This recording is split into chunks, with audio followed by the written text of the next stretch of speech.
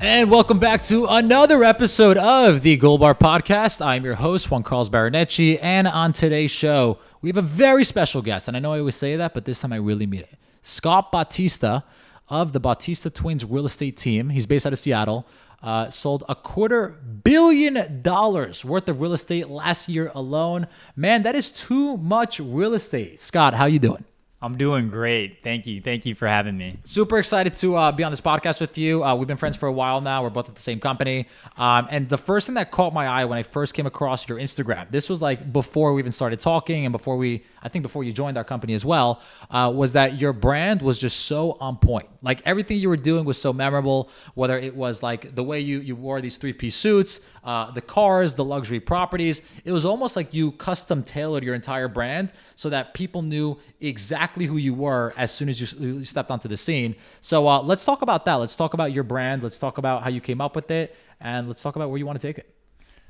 Yeah, so how I came up with this brand is I had my brother actually, he wasn't even in the real estate business yet. And we had this idea back in 2006 where he was supposed to get licensed with me. And that's the year I got licensed.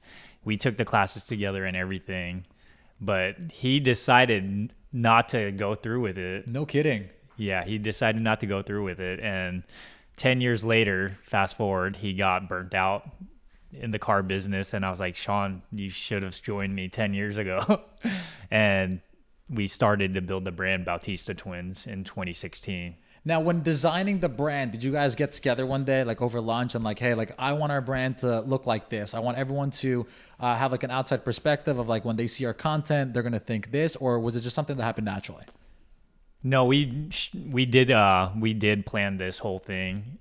We wanted to represent ourselves with the highest class possible, online, in person, wherever we went. I mean, I'm not wearing a suit right now, but yes, we did plan it. Cool. And now, like I said, it's obviously working because you're getting a lot of luxury listings. You have the recognition. Yeah. You're working with a lot of influencers and people that are buying these multi-million-dollar homes. What's it like being in luxury real estate, especially at a point in time where so many people want to get into it? What's it like? What it's like to be in luxury real estate, it's an experience that you give your clients. It's almost the same as selling a $300,000 house, but it's this level of service that we're giving to our clients every day. So the exact process really hasn't changed from selling a lower price home to a higher price home. It's more so the expectation that the client is expecting? Yeah, I would say so, for sure. It's just what they're looking for and what their needs are. Cool. And then when it comes to luxury real estate, do you offer any additional services that you wouldn't offer normally, maybe on a lower price listing? We do. We offer free staging on our listings. We do our videos as well for free. It's all included with our 6% commission. So perfect. And then when you go ahead and you took on a client for whatever reason, let's say the property doesn't sell, do you eat those costs? Yeah, sometimes. Yeah, we do. For the most part, we do eat those costs if it does not sell. Does the client reimburse you or?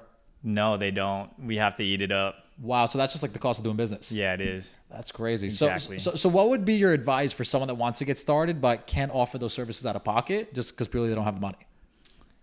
It would be to team up with somebody that's doing it already.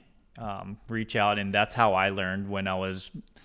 The first luxury listing I got was like in 2012 or 13, and I partnered with another agent that was doing it, and they showed me the ropes, and that's how you do it, is just partner with somebody that's doing it already. It's great advice because I was talking to someone else about this on the podcast earlier, and they were mentioning like if you want to get into ground up construction or you want to develop a building, just find that developer that's already doing it locally, bring them a deal and do a partnership with them. And you're basically doing like the same thing, like find the deal, find the listing, find the buyer, bring it to that listing agent that's crushing it, and then have them kind of walk you through it.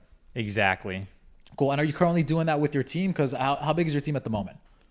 Locally, we have around probably 100 agents locally on our team right now. 100 agents? Yeah, we do. How do you manage all of them? You know, I have partners that help, Sean, and we have other leaders in our group that help as well. But we're all working together in synergy, so I don't have to manage everything. So let me ask you this. So when it comes to the agents needing support, because obviously as a team leader, that's one of the things you offer, and they call you. If each agent calls you once a week, that's 100 calls a week. Do you have a system for that? Do you do like live trainings? Do you make yourself available at certain times and other times no? Or what do you do? So we do have live trainings in person once a week. You'll have access to me there. We'll do that every week. And we have a system where they're not calling me every day. I was going to say, your phone could be like off the hook, right? Yeah. So we do also have a Telegram app where we're also connected, and a lot of people get their questions answered in there as well. Cool. So hey, Goldbar Nation, real quick, if you're a real estate agent stuck making between $0 to $100,000 per year and want to grow to more than $500,000 a year in gross commissions, all while still actually having a life, we'd love for you to check out our platform at goldbarcoaching.com, where we're helping hundreds of agents do the same. If you're enjoying this podcast so far, please remember to leave us a review and share it with friends. That's all. Let's get back to the podcast. They're in there as well. Cool. So it's a great word of advice for people that are looking to start and scale teams is to put together these group chats or to put together these platforms where you could go out of your way to interact with everyone in a group at once. Because I'm sure people post a question and you're not even answering it half the time, right? Exactly. Cool. Now, what are your goals personally when it comes to your business? What are you looking to do now? Now that I've been in it, this is my 18th year, starting my 18th year, which is kind of crazy to say. Yeah. The goal now is to continue the growth with our agents. And I want to see 500 agents by, I would say, January 1st. Let's go. Let's go. So you want a 5X it? Well, that's not locally. Okay. But, we have 265 right now. Perfect. 266 right now. That's nationwide in your entire organization. In the organization. So we want to grow that to 500. So let's go a little bit deeper. You start growing it. You hit 500. Yeah. I hit 1,000. My goal was always 1,000. I hit 1,000. Then you hit 1,500. Then you hit 2,000. Like what is like the end number? Is there a finite number, or is it just always more and more and more? I don't have that end number. Sometimes I look at those guys at the top at EXP and they have like 19,000. I would be good at 5,000, honestly, to have 5,000 agents that I'm impacting. Are you sure about that? Because I'm sure you said that about 100 agents too. No, I am sure about it. Cool. Yeah, we just love to deliver value and help other agents do what we've been able to do and duplicate it. Awesome. Yeah. Now let's go a little bit more into because you are more of a mentor, a coach to the people that you are working with on your team. Yeah. If someone gets their license, what do you recommend they do in the first 90 days to really jumpstart their entire career? The first 90 days, what I would tell them to do is create a VIP list of everybody that they really like. It doesn't even have to be family, it could be friends, whoever it is that they really like, and put them on a list and contact them 10 times. You got 10 contacts a day. You got to hit that every day. So basically build a database and nurture it like consistently. Consistent nurturing, yeah. And it's such simple advice, but no one really does it. Like why do you think people are so hesitant to just start reaching out to local family and friends, colleagues, people they used to work with, and just stay in touch with them? Like anyone could do it, but very few actually do. A lot of people are lazy to do it, or they have a lot of fear. That's the thing that I see most, is that they don't want to reach out and tell people that they're doing real estate.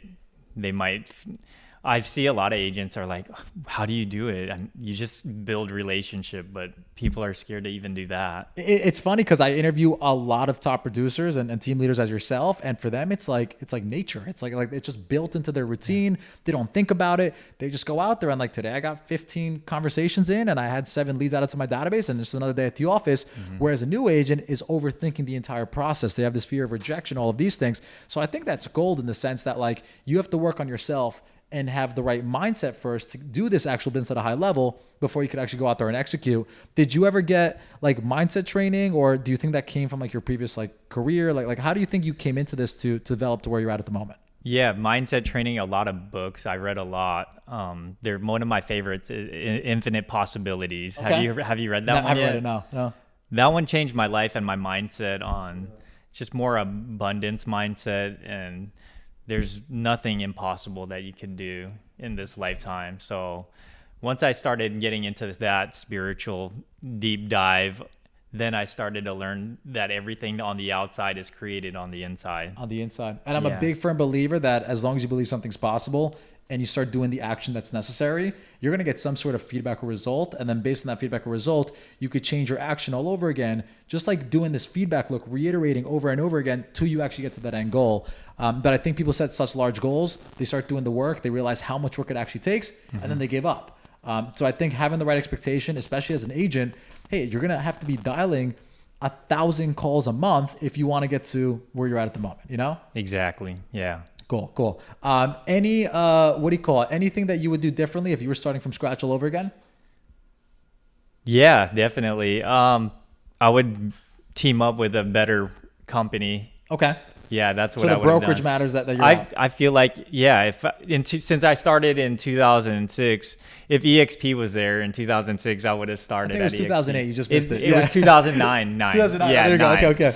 Yeah, so I just missed it, and I didn't know. I mean, not too many people knew about it. Which is funny because it was started in your backyard. I know, up north here in Bellingham. Literally, So that's one thing I would change. Yeah. And then also my mindset is another thing I would have changed when I first started. Okay, cool. And then what would you tell yourself as far as like a mindset shift if you could go back and speak to like the younger version of yourself? That everything is energy. Yeah. So if your energy is low, then you're going to receive low things. But if it's high and you're vibrating at a high level, you're going to receive higher. And I think a lot of people don't really take that at face value because like if I meet someone and the energy is low, like I'm immediately like not turned off, but I'm immediately like less receptive to want to like engage with them even more. But if I meet with someone and they're extremely high energy or they're flashy dressing like you, it's like, well, like who is this person? Like they're kind of interesting. And now there's more of like a connection to actually want to engage with them further. So I think people really underestimate the fact that like people subconsciously sense energy levels. And if you could go into a conversation with a lot of passion or a lot of charisma, immediately like people like have an interest in who you are and what you do. Yeah, that's facts right there. Yeah, man. So how can people find you? People can find me on Instagram at Scott Bautista. Perfect. Yes, And as always, this is the Goldbar Podcast. If anyone has any questions, they want to learn more about how we can help them get to their goals faster, reach out to me on Instagram at Juan, Juan, Goldbar.